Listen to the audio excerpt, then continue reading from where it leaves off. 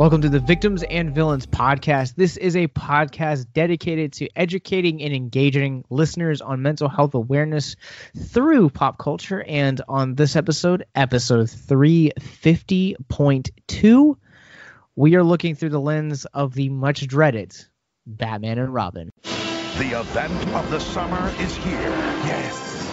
I got you! No, I got you. A Joel Schumacher film. Batman and Robin. Rated PG-13. Now playing at a theater near you.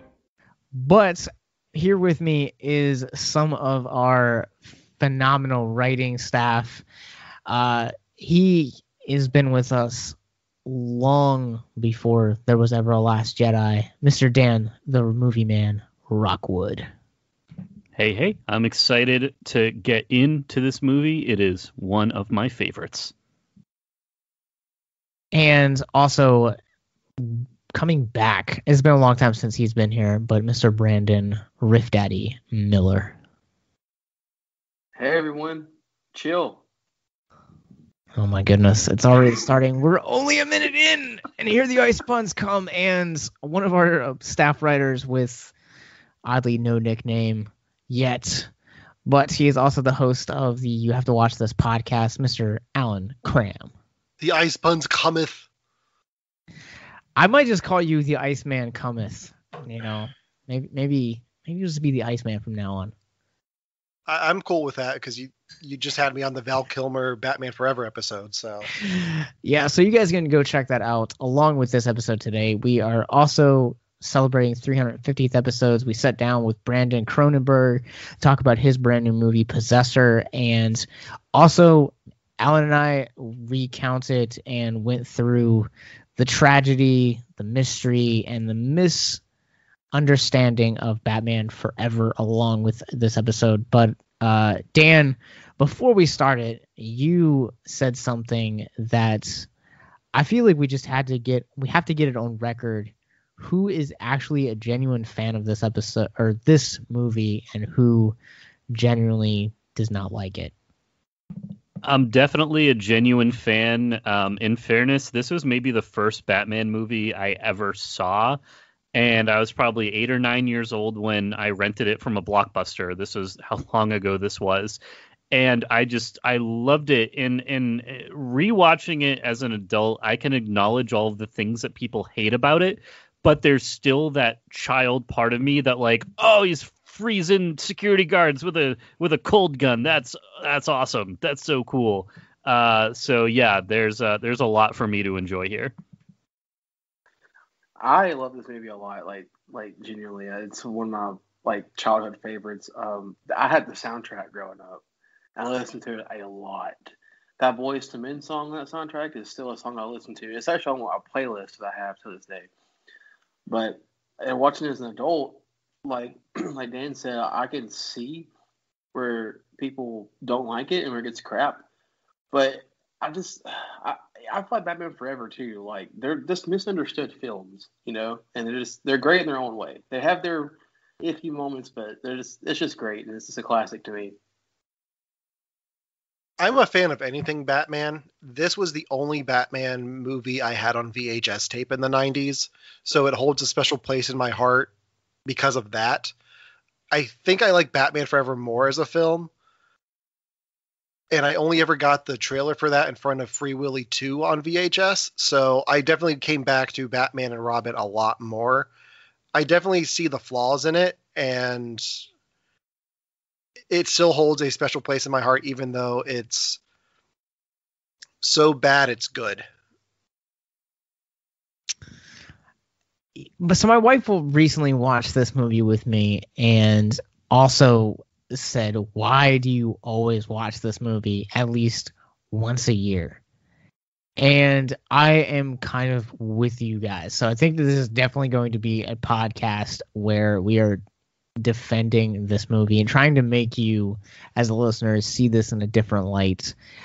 This movie is not inherently great by any stretch of the means. As a comic fan, there is a lot that is in this movie that is not from the source material. It almost kind of feels like they took all the source material in these characters and then lit a match, and they're like, we got the basic gist of the idea.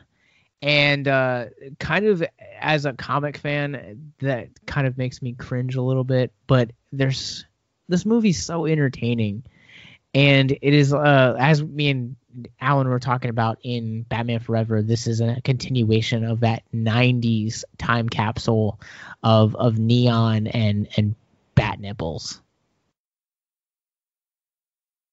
So much bat nipples. It's a little over the top even for me. But there is, I think when you break it down, I mean, maybe this goes back to my just being optimistic when it comes to the movies I watch and always finding things that there are to enjoy in them. It's also, I'm biased because Mr. Freeze is my favorite villain, not just my favorite Batman villain. He is my favorite villain, period, with Doc Ock from Spider-Man coming in at number 2. Mr. Freeze has always just had this encapsulating like power and gravitas whenever he's on the screen, whether it's in the animated series or in this movie or in the Arkham games, which is maybe my favorite interpretation of him as voiced by Maurice LaMarche, which every time I hear him, I just hear Calculon from Futurama. So that made his line slightly less threatening in that game. But I always love seeing different interpretations of him. And I think that Arnold Schwarzenegger is both the most iconic version of Mr. Freeze, but also the weakest version of Mr. Freeze. And so it's always fun to see people remember this movie. They typically remember his performance more than anything. Which, I mean, if we're going to start talking about Mr. Freeze, I feel like we have to address the ice puns. Oh, God. What is everyone's favorite ice pun? Mine's definitely when he pulls up at that party. He's just like, "Hey, everyone, chill." He says it like 5 times. I know. I don't know. Like when I watched this for this podcast, my girlfriend watched it with me, and like every time Mr. Freeze made a pun, she just like, why are we watching this? Like, 'cause it's great. But definitely with that one.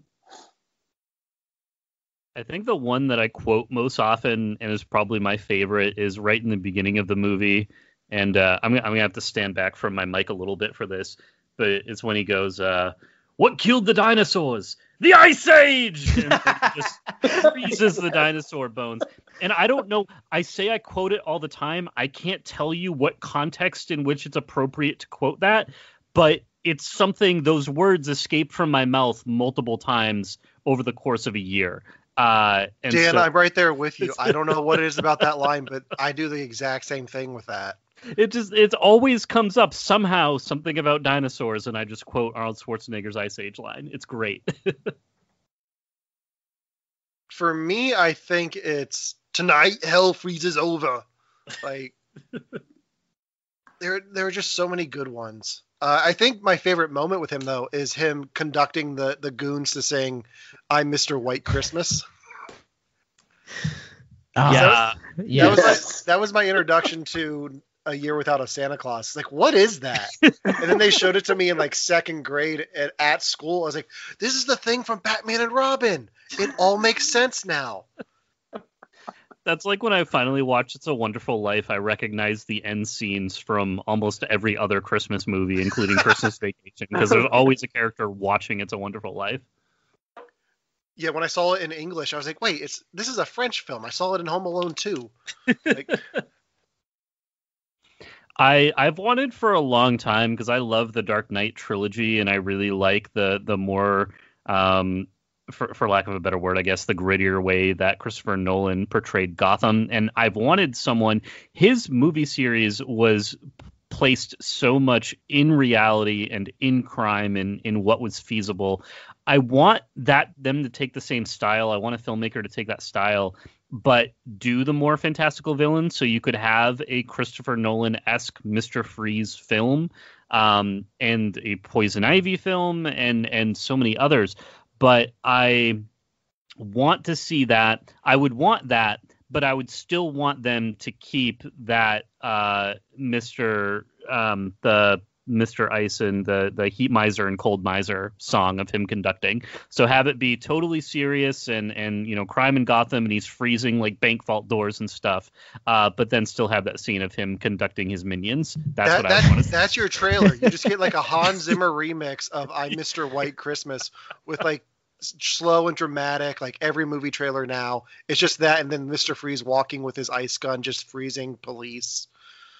I was gonna say, it's like in the new Top Gun trailer, they took the theme and it's that slow like chorus singing it just so slowly. It would be that with Batman. So that's what I want to see. So any Hollywood filmmakers out there with the resources to do this, please make it happen. I would do it, but I'm currently working on my idea for an all-female reboot of Armageddon. So when I finish up that project, I'll move into my Christopher Nolan Mr. Freeze idea.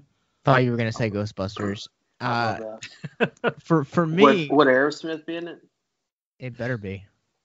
Either Aerosmith or the modern day equivalent, which at this point I think is just still Aerosmith. So yes. What about Ben Affleck's dentures? Are they going to make an appearance? We could maybe get a cameo of those. Yes. Okay. We'll see where the budget goes. For me, I will see your Dark Knight approach, and I will raise you with a Todd Phillips interpretation, because when Joker hit last year, there was all of these like tertiary websites that were trying to get like clickbait. So they were like, Warner Brothers is talking about making Batman villain Two-Face in Joker style. And the idea of doing a real life Heart of Ice with Victor Freeze fascinates me. And I would love to see that. I think that I love seeing Christopher Nolan and what he's able to do with villains, but seeing it in just a really gritty, really realistic tone of a Joker style, I think would be interesting too. I would also accept that. I think that would be cool. And also, no one ever, I feel like, comments on the fact that Mr. Freeze's name was Freeze before he became Frozen. Like, that's a really weird coincidence. And I know it's spelled differently. I believe it's spelled like fries, but with a Z, I think. So it's like, I get it. Like, it's not a one-to-one, but it's still, it's kind of like in Toy Story 2, Wheezy, the penguin. His name was Wheezy before he wheezed, before his squeaker was broken. So you have these characters whose names like foreshadowed who they were going to become. I think in Gotham they actually called him Frice. Like, he had a different name before he became Mr. Freeze on Gotham. Oh, interesting. Okay. Yeah. Not a great interpretation of Mr. Freeze on Gotham, but no, better than what they did with some other characters.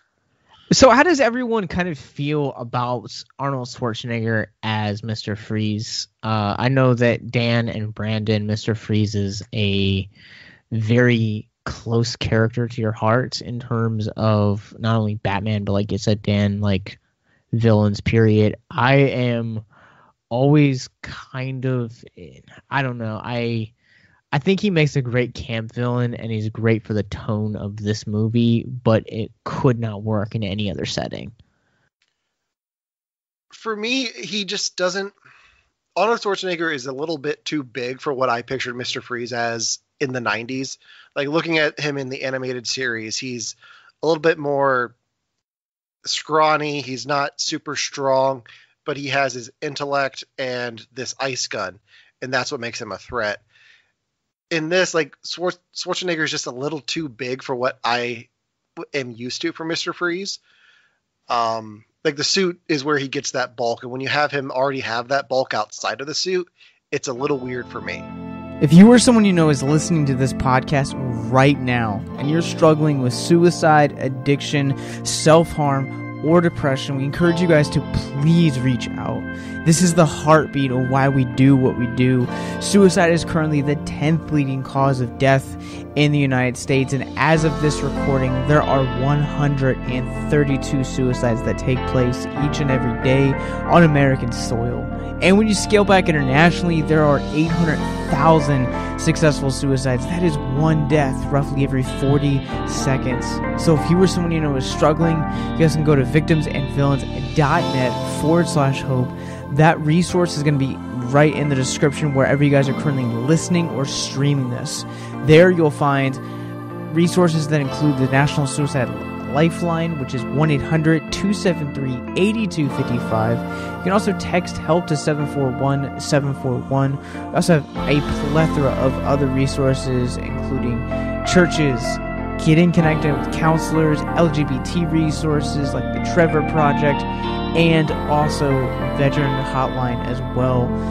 Please, if you hear nothing else in the show, understand that you listening to this right now, have value and worth. We get it. Suicide, depression, mental health, these are hard topics, and the stigma around them doesn't make it any easier. But please consider the resources right in the descriptions below wherever you guys are listening, because once again, you have value and you have worth. So please stay with us. Hey guys, Captain Nostalgia here. We interrupt this commercial break. Mark Pettit, one of our writers here at Victims and Villains, had a chance to sit down with John Suits, the director behind the brand new sci-fi epic Breach, to talk a little bit about his brand new movie. Here it is. Thanks for having me. Yeah, so if you wouldn't mind, just talk about what you do, kind of what you've done in the past, and give us a little spoiler-free pitch or synopsis of the movie Breach.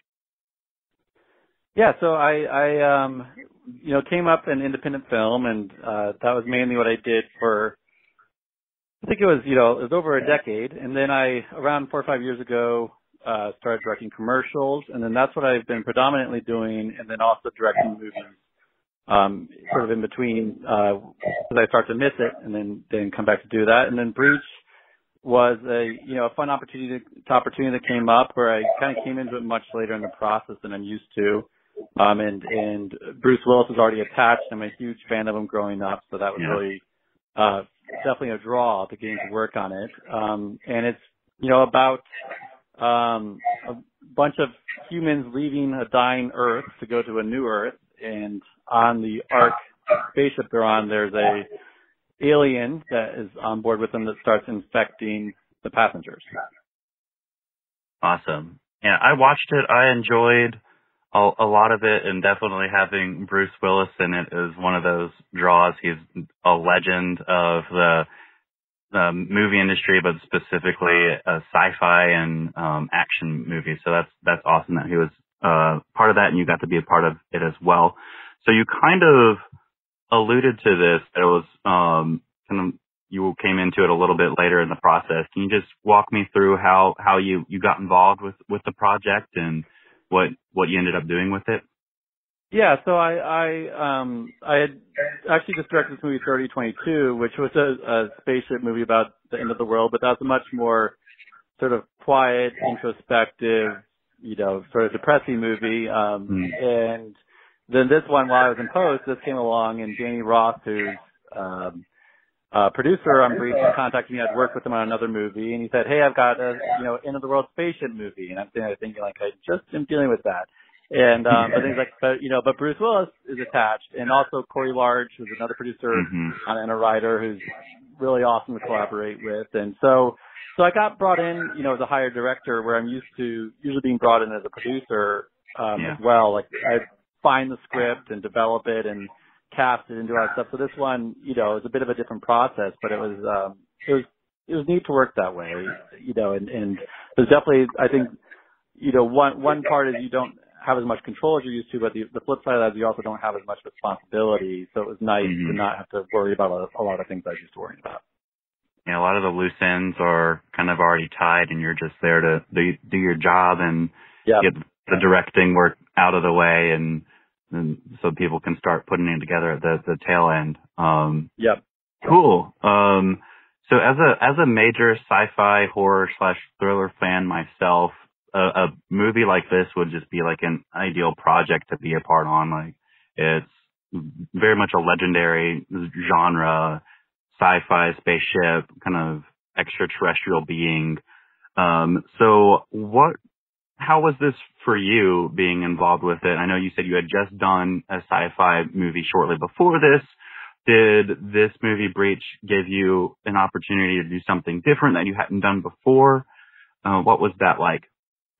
Yeah, I mean, it was definitely, a different type of movie than usually when I'm searching out movies to do, I'm I think attracted to a certain type of movie. So to be brought into something that's a little bit different than what you're used to working on, that was a cool experience because you get to sort of develop other skills that you didn't have before, and but yeah, so it's.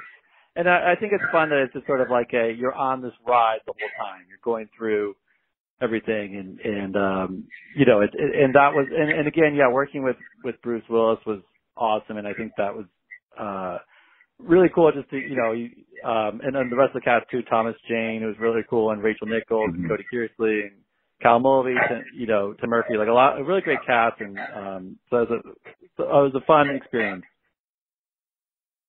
Yeah, for sure. That was going to be one of my questions. Like, what was it like working with the crew? And I could imagine that being quite a bit of fun, as I've heard Bruce Willis is quite a bit of a character on set. Is that the case?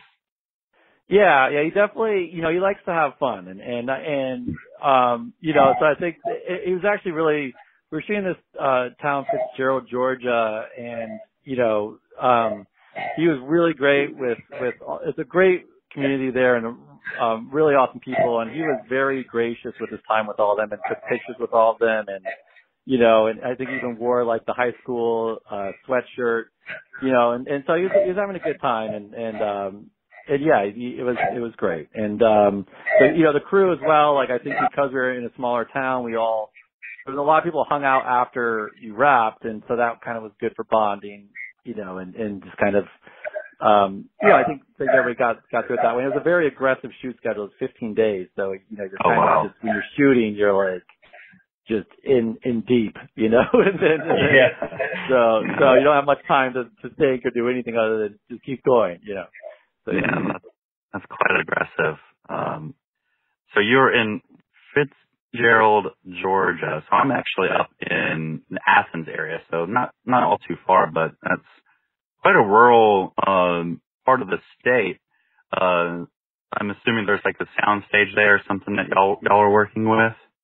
Yeah, so they actually it used to be a gymnasium, and they ended up sort of building the whole spaceship set in there. Now I think the set's still standing there, but it was a big space, so it allowed for enough space to build all the different sets and locations, and they actually do a lot of filming there now, and there's again, it's a great community, and I really enjoy everyone there. That's awesome. That's like, I'm a huge indie movie fan, and an even bigger fan whenever these productions come into small communities and really try to bring back to a small part of the United States, or even other parts of the world. Because I mean, there's a lot that goes on in like out in California, or even in Atlanta, and just kind of building into the industry where investing in people's lives like that in small towns is really cool. Yeah. Sorry to interrupt you. I have a minute remaining. All right. So I guess just to dive into that question about mental health. So we do, at Victims and Villains, we focus more on mental health and the media we consume. And I feel like one of the themes in this movie was that Clay Young, Bruce Willis's character, was actually kind of struggling with some PTSD and addiction. I know you came in later in the process, but how did you go about handling the messaging and the tone of that in the movie? Yeah, no, I definitely think that's right, and there's definitely some alcoholism and stuff like that. And I think that,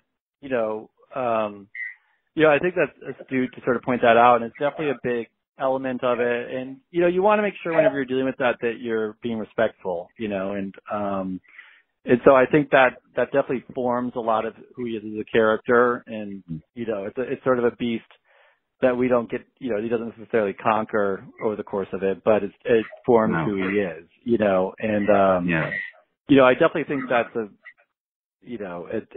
always when dealing with those issues, I think again, just to be respectful, and not make light of it, I think is an important thing. Yeah, I definitely got that, and I also felt that it wasn't like a negative thing about him. A lot of times, like alcoholism and addiction, it's almost like they're the villain of the movie, and it wasn't the case for him. It was something that he was working through, and even seemed like he was getting through it a little bit with the help of the oh gosh, I can't think of Cody Kersley. Cody Kersley, yeah. Uh-huh. Yeah. So that was pretty cool. I like that aspect of it. I think that's nice. Yeah, I know we don't have a lot of time, but real quick, some self-care messaging. What's something that you've done for yourself lately, just for yourself? Oh man, I have 2 kids in virtual learning, so I can't think. You know what I have done? I had a list of movies and TV shows that I've been wanting to watch, and I was always so busy, mainly on commercials, that I wasn't able to. I just got further and further behind. And through the course of this pandemic, I have 3 things left on that list. So I have watched tons of movies and shows that I've been wanting to watch for years. So I guess that's been my big self-care thing I've done. That's awesome. In the pandemic. Yeah. Fantastic. I definitely support that. Yeah, and I do appreciate that you guys are touching on those issues and of mental health and everything. And I think especially in this time, it's I think everybody is probably having a little bit of a harder time than they're used to. For sure. I know most of us, we have day jobs in other areas of life, and was one thing that drew me to Victims and Villains was the mental health focus. And we're really looking forward to the new year. That's going to be one of our goals, is just really bringing in more resources, highlighting those messages in the movies, those positive examples like here in Breach that we can point to. Cool. Yeah. And I think that sounds like you guys are doing a great thing. Thank you. All right. Well, I know that's about all the time we had. I do appreciate your time, John. When and where can people find Breach? It comes out December 18th. It's in some theaters and then video on demand, and I think you can find it most places then. So I think it comes out pretty much everywhere on December 18th. All right, folks, check it out. December 18th, Breach. Again, thank you so much, John. You have a great day. Thanks. You too. Bye-bye. Bye.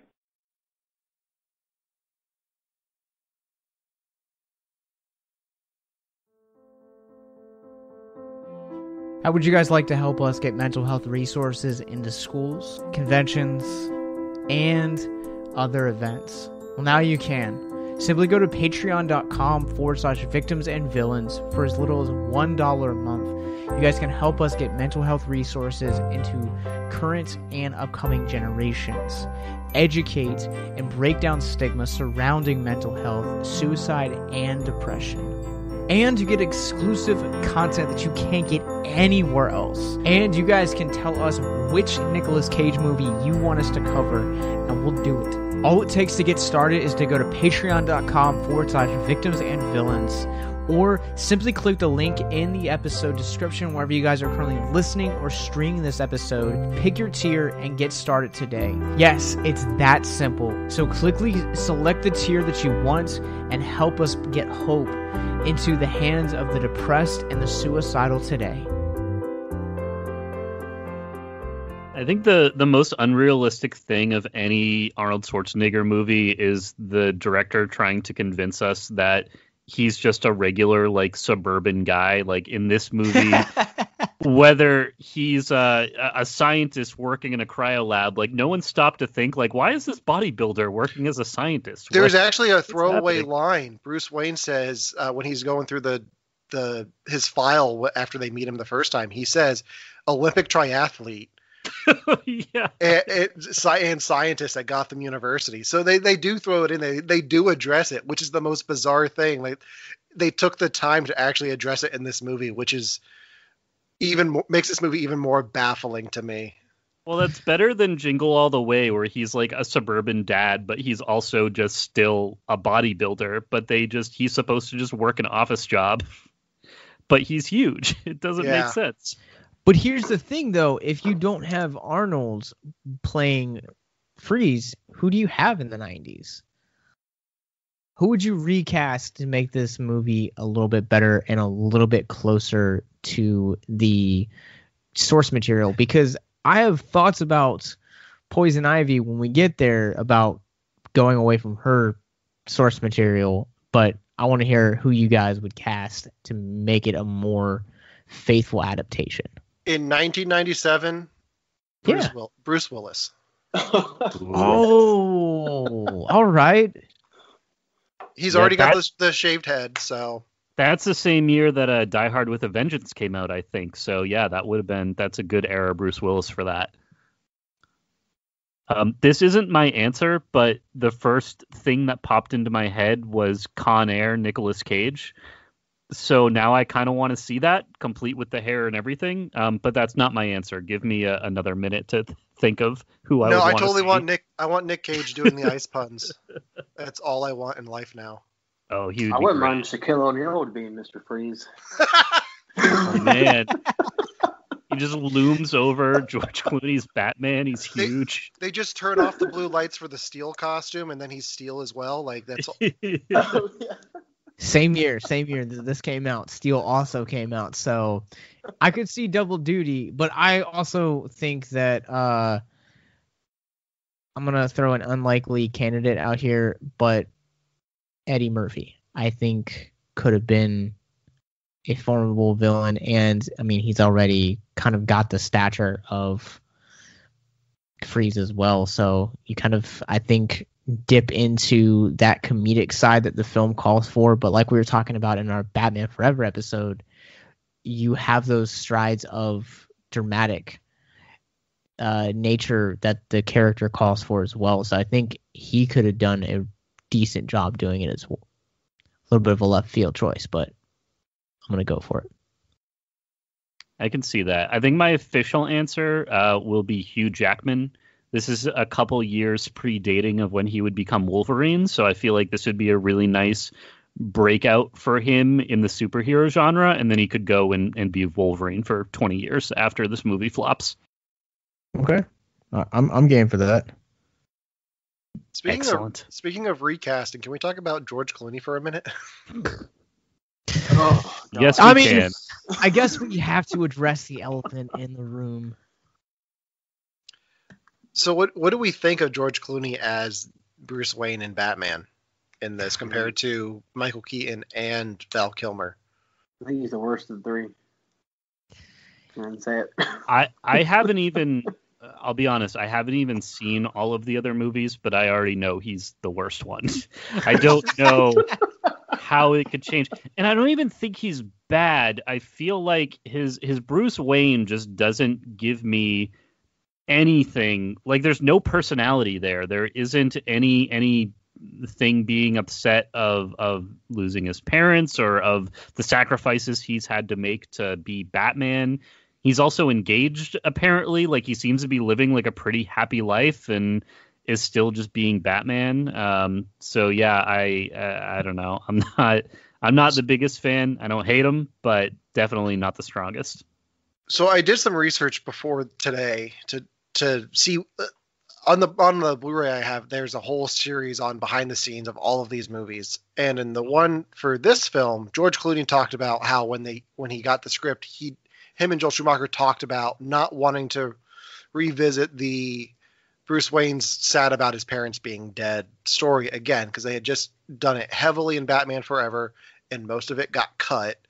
I think what this film does interesting is it focuses on the Bruce Wayne Alfred relationship, but even then it doesn't really deliver all that it could. Like, it's just kind of George Clooney staring out into a hallway and he sees like ghosts of his past, and that's about it, because then George Clooney just gives a smug grin and walks away. Like, there should have been more to that story there, and I think it just fell flat. Well, I think the reason that is because when you look at how large this cast is, for one, you are having every character kind of have their own side quest, almost, for lack of a better word. And I feel like, you have the introduction of Barbara, and her thing is that she wants to take care of her uncle Alfred, and she's also a street racer. And so you have Dick that is like trying to like uncover the mystery of this girl, and then you have Mr. Freeze that's doing his own thing, trying to collect all the diamonds to save his wife. You have Poison Ivy that's basically trying to find a way to get revenge on Bruce Wayne, which turns into Batman and Robin, and all of these characters. Even Bane has an arc of serving Ivy and a purpose there, and I feel like Bruce Wayne kind of almost feels like an afterthought in that way. Like, even Alfred, with him dying, has purpose and something to do in this movie, and Bruce Wayne doesn't. And Clooney is by far the worst interpretation of this character that we've ever seen, and that's even putting him under Gotham. That's low. In his defense, though, like, there wasn't really much left to do with the character at this point, because they already addressed the parent stuff. They already had two other Batmans before him, so they went a little lighter with Bruce Wayne in this film. So there's not really anything interesting there. It's just him being Bruce Wayne, being Batman. Like, he's just there. And they even admitted that in this documentary, like, talking about, we just wanted to have Bruce Wayne to have a little bit of fun. And I think that makes the film suffer overall. Well, they also like experienced the success of the juggernaut that was Batman Forever, and they're like, we need to get a sequel lit to this thing now. And oftentimes when studios do that, the final film hurts as a result of that.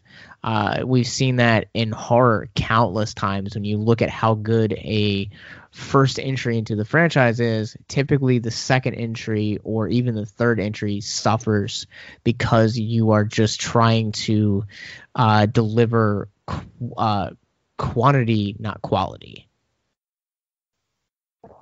All right. Well, on that note, we're going to take a quick commercial break real quick, and we'll be right back after these messages. Welcome back to Victims and Villains, where we are still dishing up the ice puns of Batman and Robin. Can I address my biggest complaint about this movie? Please go do. For it. Yeah, go for it. Poison Ivy is my favorite DC villain and one of my all-time favorite villains, and the reason that she is that way is because she is fiercely independent, fiercely like just a visionary in terms of like what she wants, how she's going to accomplish it. And this film and the portrayal of Uma-Thurman, it just they basically just dropped their pants, took out their wieners, pissed on the source material, and because I mean she's not this like helpless, like over sexualized character. I mean, she's a legitimate serious threat. And I'm pretty sure there's even a comic where like she goes toe to toe with the Justice League. Like in the early 2000s, like she put Superman under her power.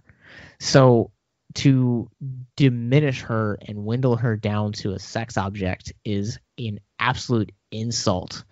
And piss poor representation of her character. All fair points, but she's so hot in this movie. Have you considered that? So when I was watching this with my girlfriend, be ready for this podcast, the scene where she rises up as poison ivy for the first time, I looked at my girlfriend and I said, "Hey, when I was a kid, first boner." She was like, "Oh." Also, okay, Dan, counterpoint. Who sat at the pitch meeting for this movie and said, you know what would be so sexy if we introduce her strip teasing out of a legitimate monkey suit? I have a story about the monkey suit. Oh, let's hear it. Oh, man. Go So- for it. There was a time in my life where I worked retail and I was in charge of the Halloween department. So I'd get all the phone calls of, "Hey, do you have this costume in stock?" I got a call one day asking for that gorilla suit in particular. Somebody called me up and asked, "Hi, do you happen to have the purple gorilla suit from Batman and Robin?" And this was in 2015. So this dang. wasn't like 1998. This was, I guarantee it was somebody I knew from college. But I was like, that is way too specific, but I'm going to tell this story for the rest of my life. No one would ever ask for that costume with innocent good intentions. That's just terrible. Yeah. Anniversary gifts, you know. It's like the 10-year anniversary. It's like, what do you want for our anniversary? I bought you a monkey suit. Please strip tease out of it. A purple monkey suit at that. For a long time, I've wanted to throw my own Comic-Con and call it ObscureCon, with the theme being just come from an obscure background character from a famous movie or game. And now I want the purple monkey costume from Batman and Robin. I think that would be a really great one to have. I would come as one of the guys from Turkish Bath, where her and Bane come in and they just have like the guys that are just like painted in like the bright neon like biker stuff. Oh, my pretty, you look pretty enough to eat. Dude, I wanted to be one of those guys so bad when I was a kid. Same. I thought those guys were so cool. Dude, they were cool Every as crap. time that their scene came on, I was like, this is one of the best in the movies. The true heroes of the film. See, all that neon just gives me a headache. Man, It is a lot to take in. it is. But I mean, it's also Joel Schumacher, which have you guys ever heard the story of, I think it was Schwarzenegger that said this, but he said in like, it might have been McClooney, but they were talking about when they made this movie that they basically weren't making a serious production. Schumacher would actually get in front of his cast and crew and said, all right, remember, we are making a giant toy commercial, which is basically what this movie ended up being. I have so many interesting things about the costume designs. Dan, did Abby watch this movie with you by chance? She did. So I've actually shown this movie to her twice now, and we haven't spoken in depth about the costume specifically, but you're definitely right that it came from a place of merchandising, much like Star Wars when they were trying to fill in as many creatures and named characters as they could. I feel like the costuming is honestly one of the highlights of this movie. It stands out, and as much as ridiculous as George Clooney's Bruce Wayne, I kind of like his Batman outfit, maybe minus the bat nipples, but everything else about it, I think that's like a solid Batman costume. I think there's actually a glitch in that I found in his cowl where his neck and the cowl actually meet. It looks like if you look in a right spot, it's one of those blink and you miss it moments, but it's like a huge gap out of his like neck that's just like not covered in the leather. So I just thought it was interesting. Also, why does every villain in this movie need to be covered in 5,000 pounds of glitter? Talking from a costume design, I just thought that was an interesting standpoint. Like, I kind of understand it from Frieza's standpoint, but coming back to the striptease Poison Ivy scene, why? Because I don't think they meant for it. I think glitter just got everywhere and they couldn't control it. Glitter is the worst. I just rewatched Shazam the other night because it's a Christmas movie for anyone who forgot that it's a Christmas movie. But it is a Christmas movie. And I really like that movie. And so the scene when they all they teleport over into the strip club because it was the only place that Billy could think of, and they come running out, and the little girl's like, "Oh, like everyone has glitter. Like I want some glitter." And the older girl's like, "Not from them. No, you don't." So you just brought me back to Shazam with all the glitter talk. You're absolutely welcome. But I mean, on a kind of stepping back into this movie, how does everyone kind of feel about uma-thurman as Poison Ivy? I liked her. I thought her theatrics were well suited to this character in this specific circumstance. Having had the opportunity to see other portrayals, specifically in Arkham City, as well as in Harley Quinn, there are better portrayals for sure, but I don't mind this version of her. I thought she was pretty cool.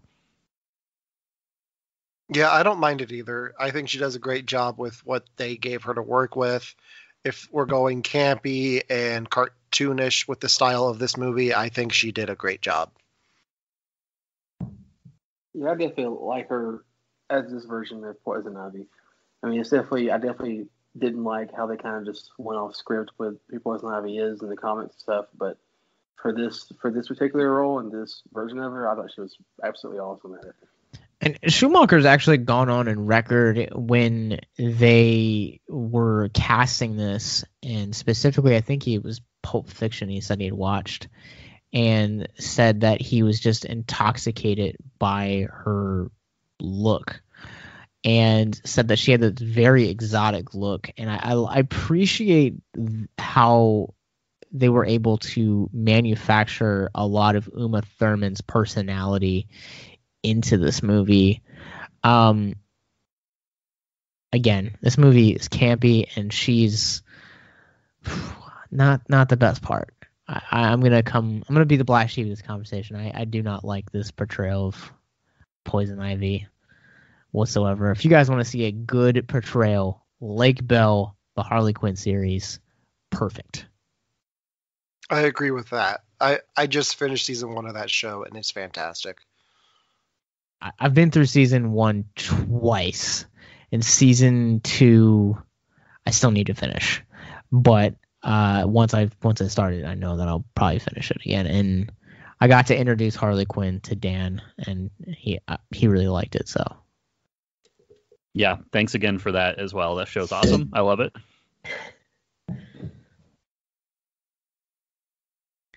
There's one thing that I tend to not like, especially if I love a movie, obviously, but it always disheartens me a little bit when people involved with the film proceed to just talk garbage about it, like for the rest of their lives, as if like they regret doing it and don't like doing it. One thing particular that comes to mind, and this is slightly off topic, but it's related in that it's similar, is Will Smith on his YouTube page has a video where he is talking about he was being considered for The Matrix, and he was going to be Neo in The Matrix. And I believe he was actually offered the role. He turned it down for Wild Wild West. And I love Wild Wild West. But when Will Smith talks about it, he just like deadpans, looks at the camera and shakes his head. And so I don't think he's very fond of Wild Wild West and is upset that he passed up at the chance to play Neo. George Clooney historically really does not like Batman and Robin, to the point, one thing I had read, and I don't know if it's a pop culture legend or if it's factual, but there have been stories stating that he keeps a framed picture of himself as Batman on his desk at work, so that he will always be reminded to never take a project just for money. There always needs to be something artistic about it that he believes in, and I guess there just was nothing in there. And he ended up doing a movie that he doesn't really like. So Dan, you mentioned Wild Wild West. I have a question for you guys. I remember when that movie came out, Burger King had the promotion. We could get the sunglasses from that movie. Yes. I don't remember that promotion. I had a pair. Yeah, I had the brown and I think the gray, and it came in a little case, filled with like cloth, and they were like from the movie. I haven't thought about those in years until you just brought the movie up, and I have to say something. That's the most random promotion you could ever do for a movie. That's awesome. Burger King seems to jump on the strangest stuff, and now they're trying to give away PS5s. Apparently, I don't know what the latest thing is, but yeah, they're up with the weird trends. I think for Batman and Robin, for me, there are certain scenes that stick out just incredibly well. In one in particular, there's of course the whole opening in the museum, like that. They turn that. I mean, they create a hockey rink, and then I think that was the moment that during this last viewing that I was just like, okay, this movie is over the top. Is when Batman and Robin get the ice skates out of their boots, and then Robin is literally playing hockey with the minions and using a hockey stick to get the diamond away. There are a lot of little moments like that, and also Mr. Freeze has a rocket for some reason, a spaceship that he was never intending to ride into space. He was just going to go up so he could jump and use his glider. There's so many weird choices in this movie that I think come together to really make it this iconic, good or bad, whatever you want to call it, Batman film that we're still talking about 23 years later now. I really think sorry Alan, the rocket is what you're concerned about and not the skates. You just glance over that.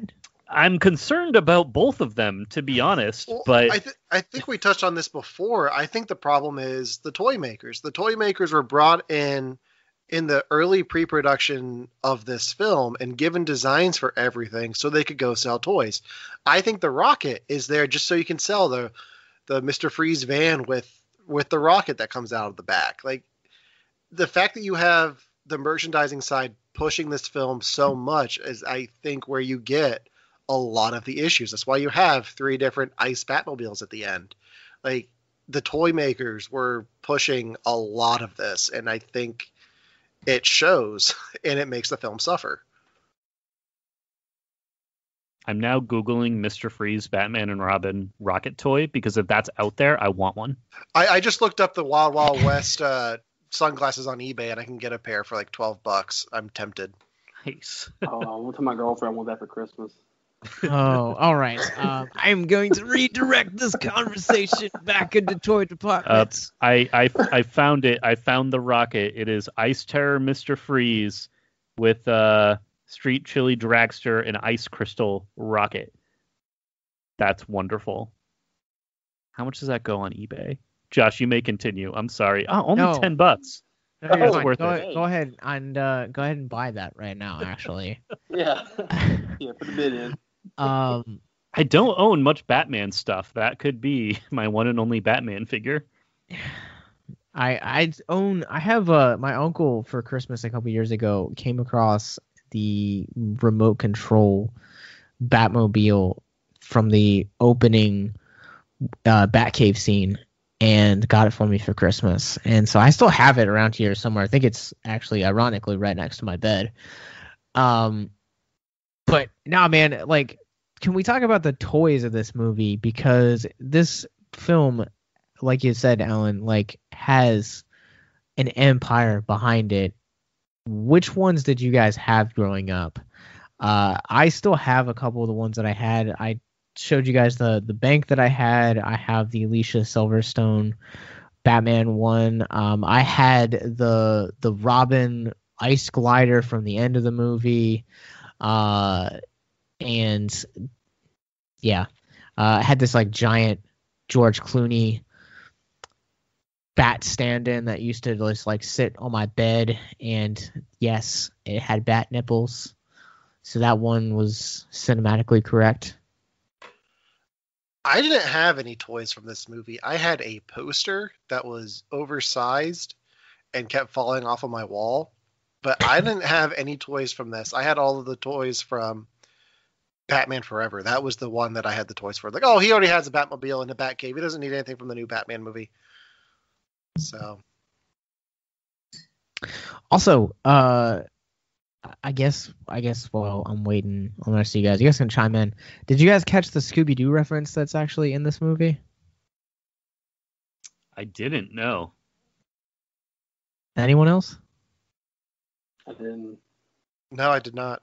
So they're during the street race scene, and this is for the listeners too. They're in the street race scene. They go under this bridge, and in the corner of the bridge, there's actually a graffitied Shaggy that takes up a large, almost about half of the bridge at that angle.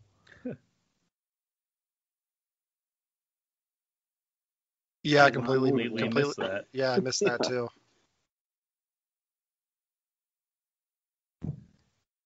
All the So things I'm looking you at miss. these toys. I actually did have that cryo chamber thing, and I have like the Batman hover attack Batman from the movie. I forgot I had those until I just looked it up, but I totally had those.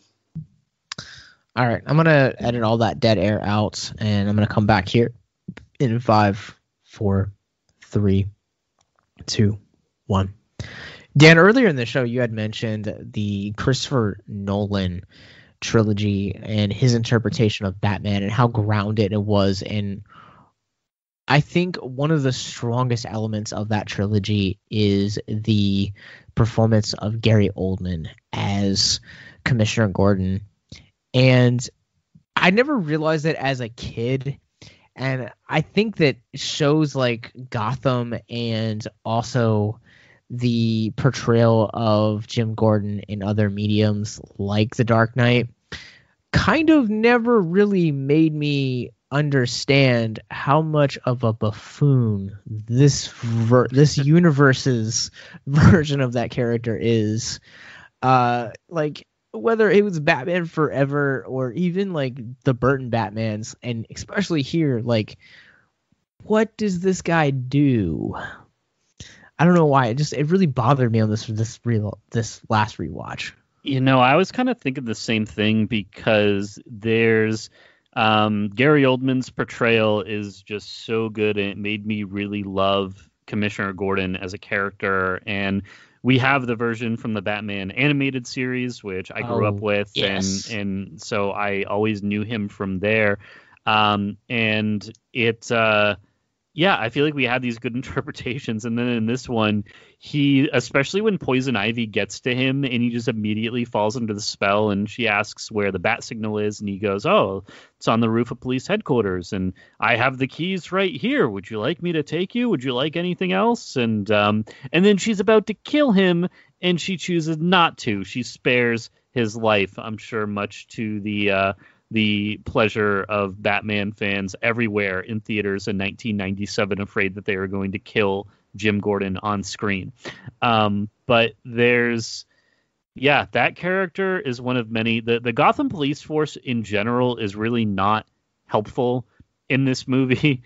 At least in the Christopher Nolan film, they're portrayed a little bit more not quite as useless, because they, I feel like, show up to crime scenes, they investigate things, they are able to help to an extent, and Batman likewise is like delivering bad guys to the police, like he wants to see them have justice be served. But yeah, this movie just ignores all of that nuance and just makes the commissioner just a bumbling idiot, and Batman has to stop everything. On second thoughts, you're too old. No, I'm not.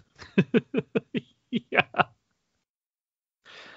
Such a you talk about iconic moments in that movie, that whole scene, and then they flooding that area with the frozen gas. And I remember watching that as a kid, and I think it might be Gordon or one of the other cops who mentions that like his lungs are freezing, and that just made me feel like I felt that as a kid. That was so horrifying and such a terrible way to die, just breathing in this unbelievably cold gas.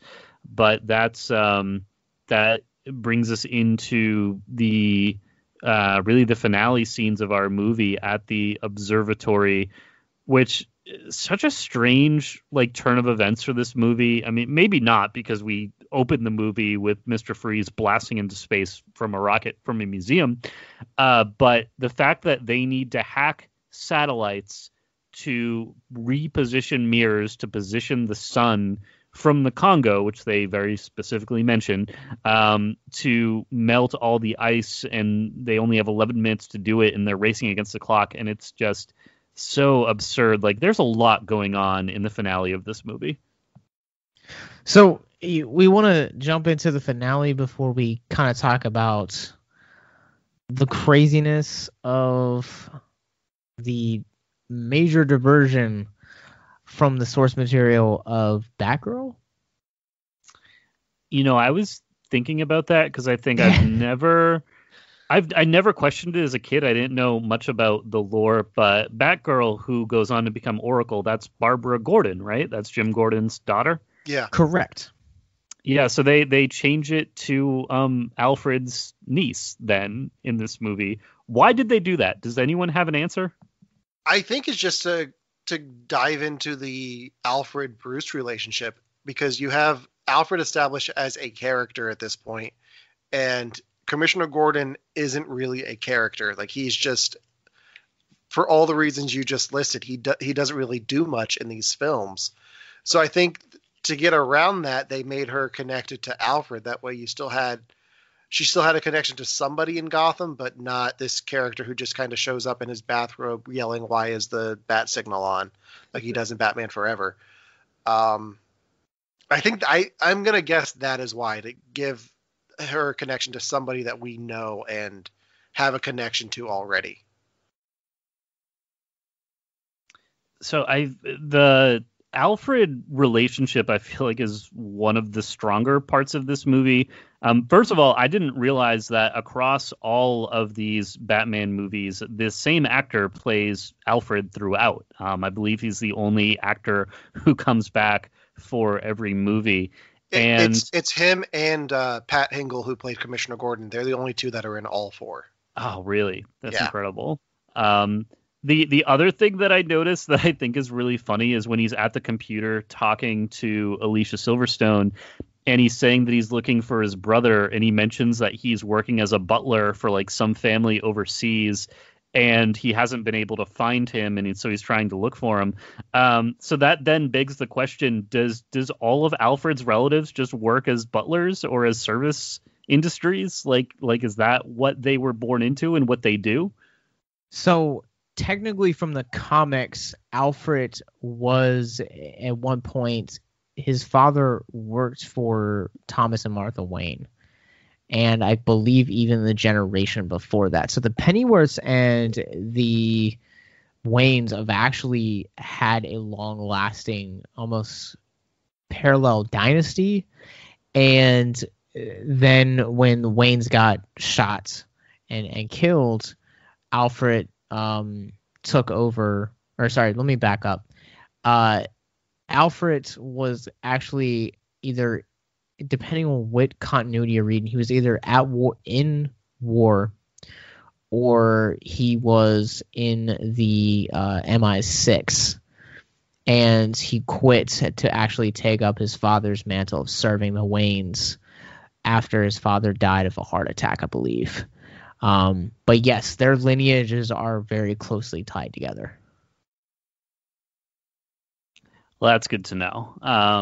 I really liked, I feel like Alfred is such a character that he's so iconic. Like, everyone knows who he is. You don't even need to say the last name. Just people generally know him, even people who don't follow comics or the movies as religiously as we all do. So it is kind of nice that this movie explores that relationship a bit, but I feel like it also, it's like it tried to do something there, but it didn't go quite far enough. And part of that might be the runtime. I don't know exactly what it is, but I believe it clocks in under 2 hours. This movie? Yeah, Batman and Robin. 2 hours, 4 minutes. Oh, okay, so it's right around 2 hours then. So looking at the Dark Knight trilogy, which I think we're closer to the 2.5 hour mark, but I'm not exactly positive. I think I'm not saying I want more of this movie, because I don't. But if they were to redo it, if Tarantino was going to come in and say, okay, let's make a Mr. Freeze movie, I would want him to take the 2.5 to 3 hours to tell that story the way it should be told and not try to rush through it. Please, Tarantino, make a Mr. Freeze movie. Mr. Freeze has such a compelling backstory and is such an interesting villain that I would be okay with someone like Tarantino taking over. And I also say that because I would love a long movie. I am kind of at this point now where, as much as I love characters like the Joker, I feel like we've seen a lot of these villains so many times, and we haven't really seen kind of a authentic Mr. Freeze threat. I think, honestly, the best portrayal that we've ever seen in a cinematic version of this character is Sub-Zero, which incidentally I think also came out in 1997. Alan, am I correct in that? I believe so. I remember the commercial for Sub-Zero being on the VHS tape for Batman and Robin. So yeah, I think they were very close together. I remember the Sub-Zero movie was like one of my favorite animated films for a long time. And I remember he had 2 pet polar bears, I think, in that movie, which yes, I want to see that brought to the big screen in a live action sense. Show me Mr. Freeze's polar bears. All right, you heard it. Well, I think also too, like let's dig into some of this, like this finale where everything kind of wraps up. So Alicia Silverstone, Barbara Wilson ends up finding the Batcave and ends up suiting up as Batgirl, which did the fact that she had no cape or no cowl bother anyone else? Did not bother me, no. It bothered me more that she's a blonde. Honestly, like Yeah. when I think Batgirl, I think redhead. Yeah, same. So That bothered me the most. Mm. The redhead. But at that point, like, she doesn't even have the ears to really be called a bat, a bat person, anything. I mean, her face mask is in the shape of a bat, so I guess that's close Yeah, enough. good enough.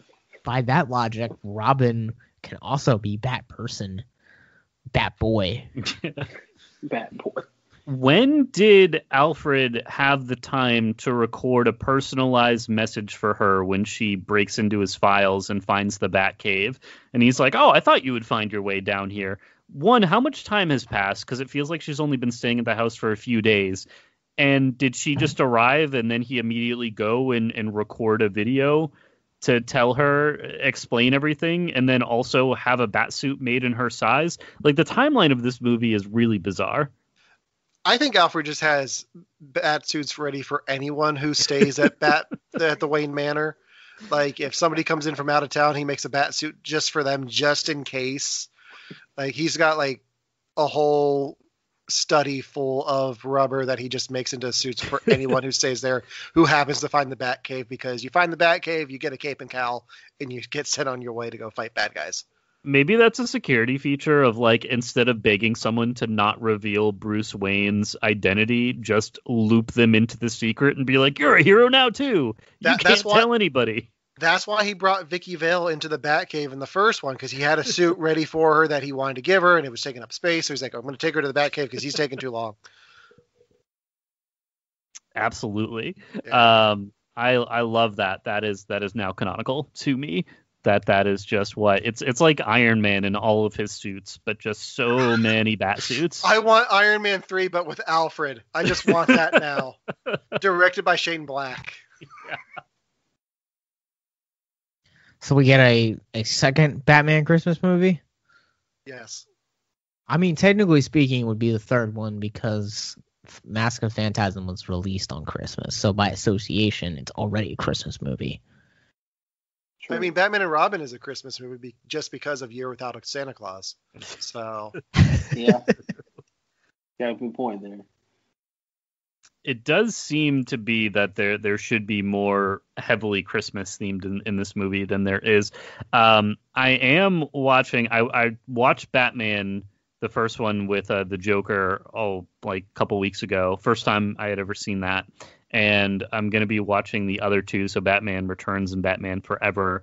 Probably by the end of this month. In the next couple of weeks, I'll be watching those. So getting caught up, because I remember watching the one with Two-Face and the Riddler as a kid, and I didn't really like it, but I was also just a child not paying attention to plot. I was just bored because there wasn't enough action, I guess. So I'm excited to revisit that movie and see like these iconic characters the way they're meant to be seen and understood. So for this episode's mental health moment, I really want to take advantage of the fact that everyone on this cast right now is a man, and Alfred has this. We talked about this in Batman Forever, but Alfred had some of the best lines that within the movie, and he talks about it here, where he there's this aside where between Bruce and Alfred, where Bruce just flat out asked him, how come you didn't tell me you were sick? And he to which he answers, a gentleman does not discuss his ailments. And I think it's kind of really important for us to kind of address this, because there's a lot of goofiness in this movie, and as we've established an hour into this podcast, but also at the same time, I think that it's really important for men to be open about their mental health. And I just want to spend the next couple minutes kind of talking about some of the stigma that we as men have kind of faced with men and mental health.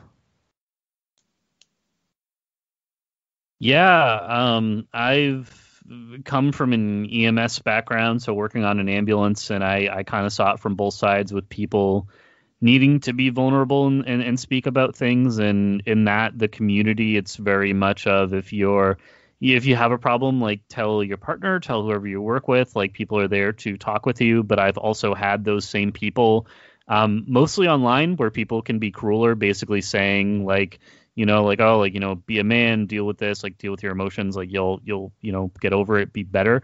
And it's important to have more of an understanding point of view with those things, because so many things can culminate. And one example that I'll give is I was 17 at the time, and I had the worst day at work. I was working at retail, and I was so stressed out. I was exhausted. I had so much homework being in school.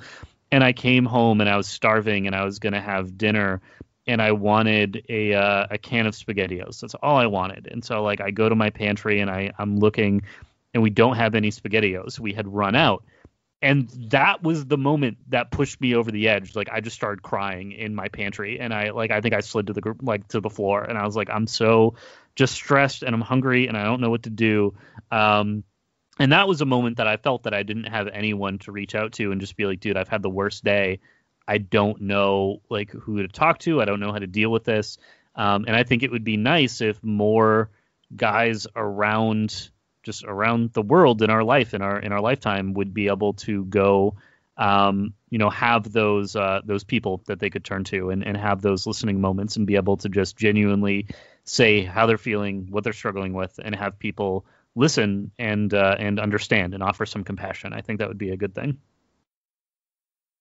Yeah, like I grew up in the South in Alabama, and it was very like looked down upon for a man to be open with his mental health and depression and stuff like that. And growing up, like I didn't really have a lot of support when I was feeling depressed. Like I used to get picked on a lot for being sad all the time and stuff. And just now that I'm a lot older and looking back at it now, like it's so different around here now. But it's just like the lesson that was taught around the South growing up was that like the men should never show signs of weakness, because they looked at mental health as a weakness and never should show that. So when you showed that, you got picked on for it. And then you talking about like how you felt that day from work. I'll share this with you guys and everyone listening. I actually quit my job today.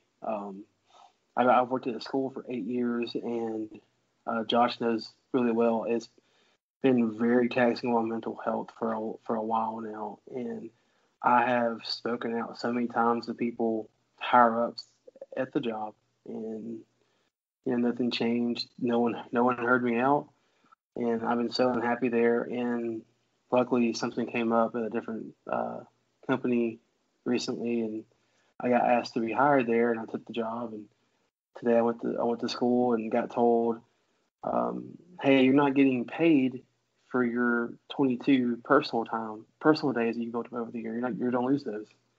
And I'm like, "What? Excuse me?" So I took the rest of the week off and was like, I'm done then, because that's just pitiful. And all day long, I just got ridiculed by my old boss for it, and it put me back in that state of depression. I was so happy when I got there this morning. This is my last week, and then just like that, and I had nowhere to go because no one in the community will see like the light of like mental health being so real in this community for men. And of course, I'm getting through it. But anyway, yeah. So I think it's so important for men like to have that community with their brothers, because where I'm from, it's lacked so much. Now it's starting to build, and I think that's so important to have. Yeah, it's definitely something that I've found later in life. Growing up, in hindsight, I definitely should have been in therapy way before I was. But with the writers group that we have with victims and my co-host on my podcast, I feel pretty comfortable opening up about my mental health if I'm having a bad day or a bad week, or if stuff's not going right. Like I have places I can reach out to, whether it's my friends in these groups or my wife. I feel more comfortable since therapy talking to her about stuff. I've definitely seen a shift in the last few years for me personally and I've been able to speak out more about when I'm at a low point. For me, my thing about, I has always kind of been really wanting to make sure that I'm emphasizing the importance of mental health and really kind of breaking down a lot of the stigmas that our culture has placed on it. And sometimes I'm really bad at focusing on that. And so I've really enjoyed this past year getting to know a lot of you guys. And Brandon and I have known each other for like 10 years. Dan and I have known each other for almost 5 years now. And so like just getting to know you guys more and really being able to be vulnerable with you guys as well. But I think that it's weird, like we're so far removed from something like World War II, but I think a lot of the mentalities that started in that period of our history about men being very stoic and having to be very masculine and stuff like that toxic masculinity really still is ingrained into a lot of our culture. And I can specifically also speak to what Brandon was talking to. I spent a lot of time in the South.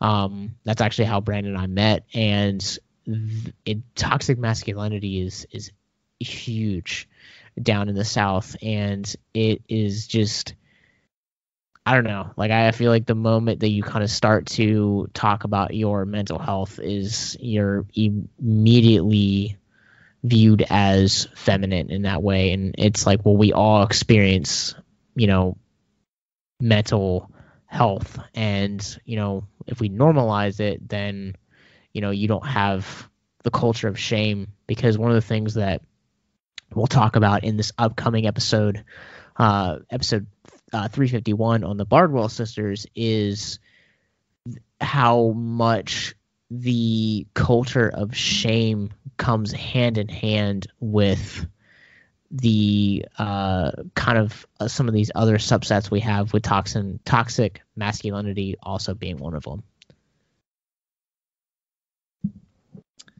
I like that you brought up the idea of shame and the way it's portrayed, because I've done a lot of research into this, being how do you deal with these negative emotions and how do you help your own mental health? And when you're growing up and you're being raised, I feel like you're taught a lot of how to move on when you've made a mistake, or if you've hurt someone, or if you've done something wrong. It's or if you've lied. Like, any one of those things are interchangeable, where it's like, okay, you own up to what you did and you apologize and you see what you can do to make it right and you move forward. And we're all taught how to do that. We're never taught how to deal with shame. It's just, if you do something shameful, you sit with those feelings, and no one ever tells you when it's appropriate to be able to move past it, how to move past it. And what finally helped me, because I've always have been concerned of, like, what if like one of my best friends like found out, maybe about this thing, or like, what if this were to get out? I needed to say, okay, let's switch positions here, because I'm thinking about myself. What if my friend was in the exact same position, had the exact same action take place, and I found out about it? Like, would I hold that against him and be like, wow, what a terrible person? No. I would be forgiving and I would be understanding, and I'd be like, everyone makes mistakes and runs into issues, and that's human. That's, I'm not going to think any less of you for that. And so I try to turn that around to myself and be as forgiving to myself as I am to the people that I care about. And it's incredibly challenging, but I feel like you'll enjoy more positive mental health feelings once you start to give yourself that same kindness that you would offer to other people. No, I couldn't have said that better, and it has to begin with kindness. I feel like for barriers of shame and disconnect to really start kind of having their power broken.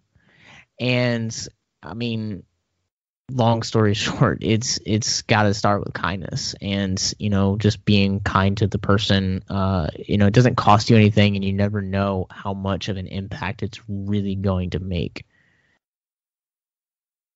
Completely agree.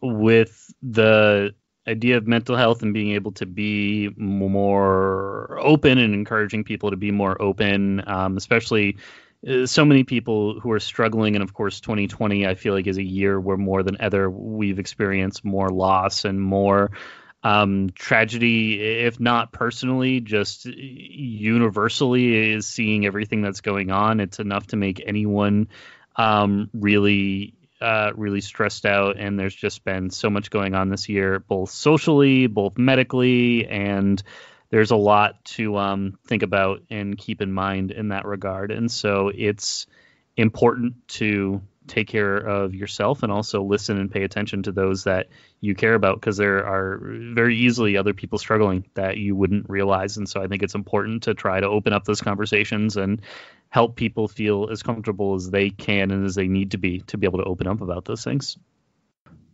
Yeah, and I think that is also going to do it for us in this episode. But speaking on mental health, before we dig into social media, I just want to encourage anyone, once again, if you or someone needs our mental health resources, libraries, please consider it. It is in the show notes for wherever you guys are currently listening or streaming this episode. But Mr. Allen, where can people find You Have to Watch This podcast? We are available on all podcast platforms that we can think of. So just search for You Have to Watch This podcast. Every week we have one of our three hosts watch a movie that they had never seen before for the first time. You can find me on Instagram at You Have to Watch This podcast and at acram4815. And Brandon? You reach me at Instagram at the Changing Times if you love pro wrestling. That's all I post about. Or 2000s Hardcore. Follow me there and we chat up. You can find me on Twitter at Brandon W. Miller as well. And last but not least, my man, the movie man, Mr. Dan Rockwood. Well, you guys can find me over at Twitter at drock6499. I did not get a say in the numbers, so apologies there. It's weird, but 6499 is where you'll find me. I've actually been posting a lot more recently. I was one of the 12 people able to get a PS5, and I'm posting a bunch of screenshots and video captures, and most of them are spoiler free. I do my best to try to respect that. So if you want to follow me and see some game updates and things I retweet, go check me out over there. And Dan and I will be back in a couple episodes talking about your listener-chosen episode on Hellraiser, the original 1987 movie. This Friday, though, we're going to be sitting down with Abigail Bardwell, and she's going to be sharing her story of not only her depression, but also what it was like to lose her sister to suicide. So please come back and hit subscribe wherever you guys are currently listening or streaming this episode right now. You guys can find us everywhere, wherever you guys get your podcasts from. We're also on Facebook, Instagram, Twitter, Twitch, and Letterboxd. And you guys can go to victimsandvillains.net, where you guys can find all of those social media links, episodes, movie reviews from all of these guys and myself, plus a continuous team of just phenomenal guys that we are so blessed to have here on staff, and most importantly, our library of suicide prevention resources. So thanks for hanging out with us to talk about Batman and Robin. And guys, what killed the dinosaurs? The Ice Age. The Ice Age. Cool podcast.